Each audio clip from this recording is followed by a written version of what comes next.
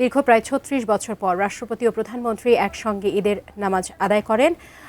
আমাদের এই মুহূর্তে সেখানে আছেন সহকর্মী মনিরুল ইসলাম মিন্টু, সরাসরি যুক্ত হচ্ছি তার সঙ্গে।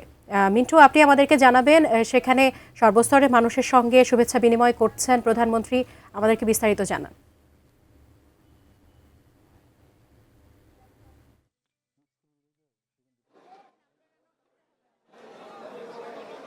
দীর্ঘ প্রায় ৩৫-৩৬ বছর পর এই জাতীয় ঈদগাহ ময়দানে মহামান্য রাষ্ট্রপতি এবং প্রধানমন্ত্রী একসঙ্গে ঈদের নামাজ আদায় করেছেন এবং প্রায় ৩০ থেকে ৩৫ হাজার মুসল্লি তাদের সঙ্গে ঈদের নামাজ আদায় করেছেন।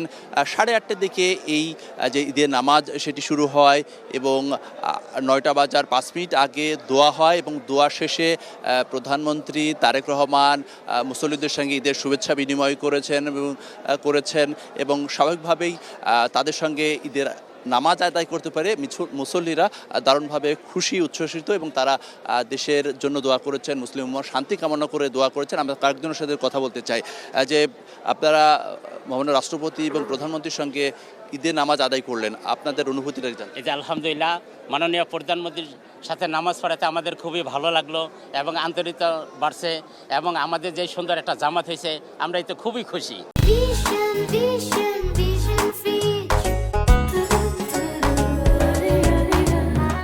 এবং এইতে আল্লাহ তাআলা বর্তমান যে সরকার তারেক রহমানকে দীর্ঘ হায়াত দান করুক এবং দেশের মধ্যে শান্তি শৃঙ্খলা আসুক, এটি আমরা চাইতেছি ইনশাআল্লাহ। আপনার সাথে কথা বলতে চাই।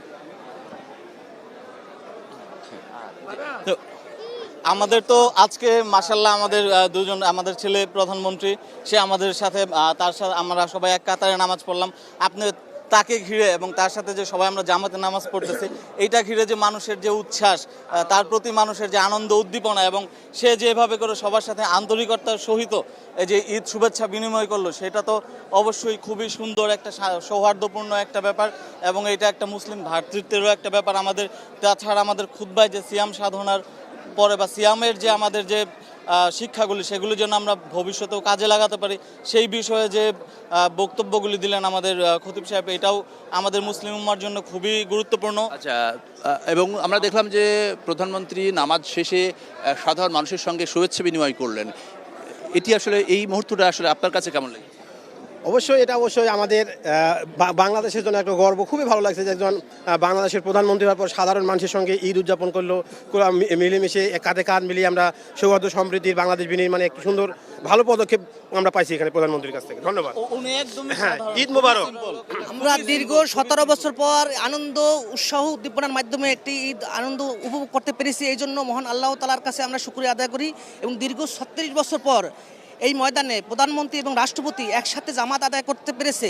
আমাদের অনেক নেতাকর্মী ঈদ কেটেছে জেলখানায়, আজকে সবাই উন্মুক্ত এবং আমাদের জনতার প্রধানমন্ত্রী যে সাধারণ মানুষের সাথে কীভাবে মিশে গেছে এটা তো সবাই দেখতে পেলেন এর আগে। আচ্ছা, সবাই জানে ঈদ মোবারক।